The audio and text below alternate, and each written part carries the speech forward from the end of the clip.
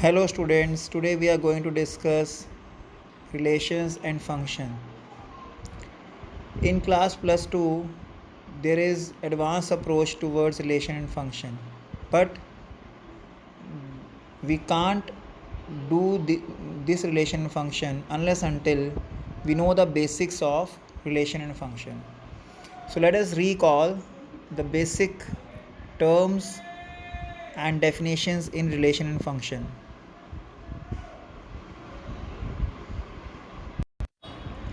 So first of all, as we know that what is a set? Set is a collection of well-defined distinct objects.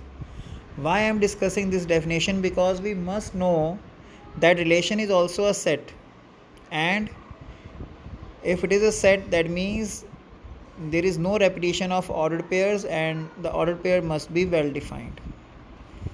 Then we call relation. Now what is a relation? A relation is a subset of any Cartesian cross product. Simple thing. What does it mean? Now this is the definition of relation. It's very simple thing, because relation is subset and sometimes it is considered as, or it is related with function, or students they are confused, they make many things attached with definition of relation ki there should be every image that is well defined, or sometimes definition of function is mixed with relation.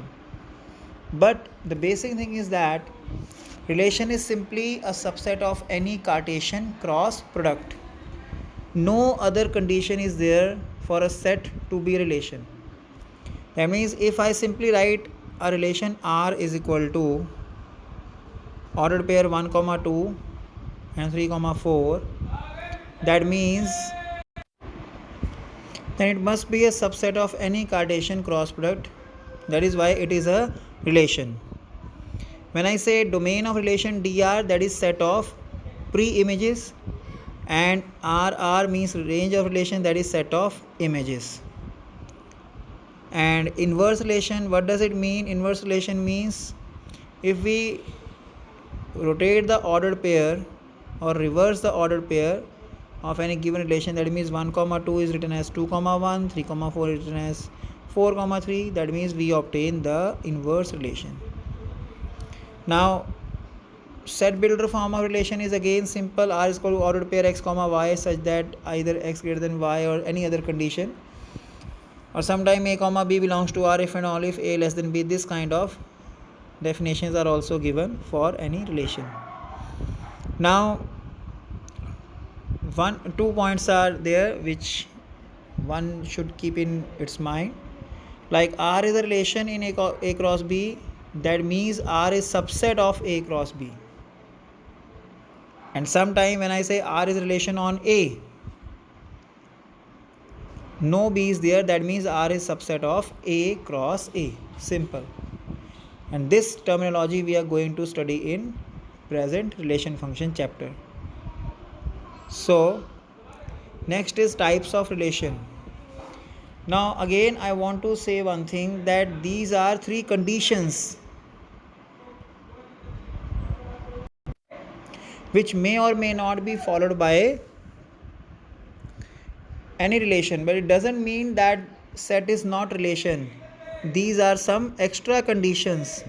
Not these are the conditions which may or may not be satisfied by any relation, but that doesn't mean that set is not relation. To be a relation, we simply follow this condition that it must be a cross product, subset of any cross product. Now first is reflexive. Now what is reflexive relation? A relation R is reflexive if a, a belongs to R for all a belongs to a. Now reflection means when pre-image and image are same. So examples are there. Suppose set A 1, 2, 3 is a set, and R is a relation 1, 1, 2, 2, 3, 3, 1, 2, 2, 3. These are 5 pairs in R. Now R is reflexive because it is containing 1, 1, 2, 2 and 3, 3. Now R1 is there which is containing 1 1 3 3 but not 2 2. So it is not reflexive because this condition is there. Now what does it mean for all A belongs to A? That means a relation is reflexive if all the elements in A are represented in the form of A comma A in relation. If one or any single element is missed, then we can say it is not reflexive. And relation which is reflexive may have extra elements. It doesn't matter, like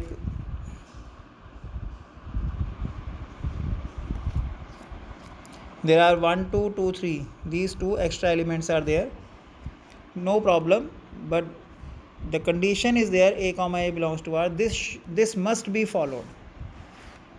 So R is reflexive but R1 is not reflexive. Next is symmetric. Now by symmetry we mean if left is there, right should also be there, top is there, bottom should also be there, equal in all proportion in all direction. So similar definition is there. If R is symmetric if A comma B belongs to R implies B comma A belongs to R.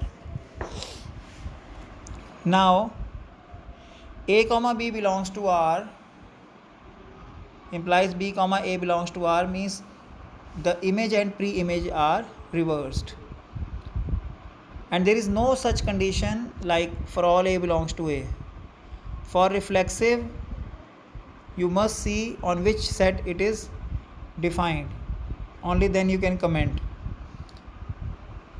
And for symmetry, there is no such condition. Without giving set A, one can ask about reflexivity. Now suppose R set is there, 2 comma 3 element is there, so 3 comma 2 is also there, 4 comma 1 is there, 1 comma 4 is also there. So that means it is symmetric. But suppose R1 is there and in R1 there is ordered pair 2 comma 3, so that there is 3 comma 2. But for 4 comma 1 there is no 1 comma 4, so we can say it is not symmetric. Now let's come to transitivity. So R is transitive if and only if A comma B belongs to R, B comma C belongs to R, and A comma C belongs to R. Remember, these two pair A comma B and B comma C should be given. From these two, if A comma C belongs to R also holds, then we can say it is transitive. So R is transitive. Like 1 comma 2 is there, 2 comma 3 is there, so 1 comma 3 should also there, and it should be true for all the pairs which are satisfying the initial condition of transitivity.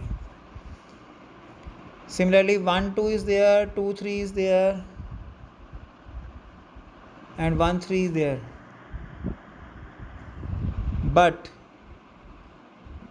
2 3 is there, 3 4 is there, and no 2 comma 4. So for 1 2 2 3 1 3 is there, but for 2 3 3 4 no 2 4 is there, so it is not transitive. One more thing,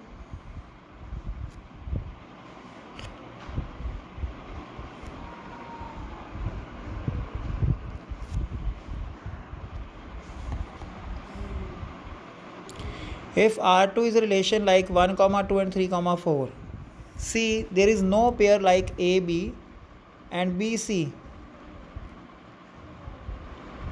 There is no such pair, so we can say transitivity even can't be applied.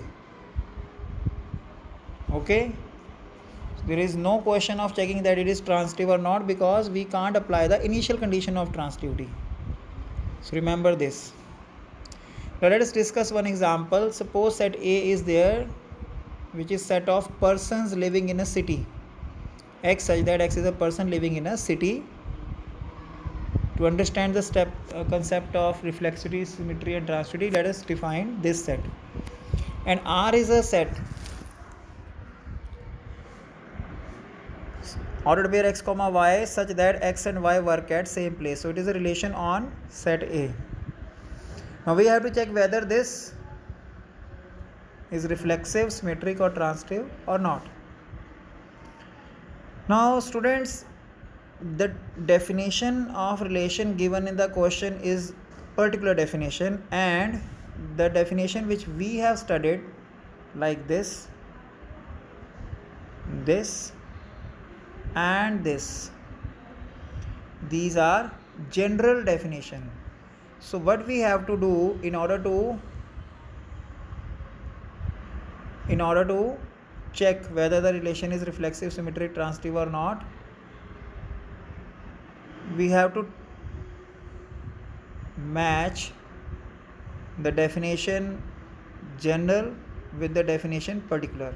Like for reflexivity, this is a general definition and this is particular definition. So what does it mean?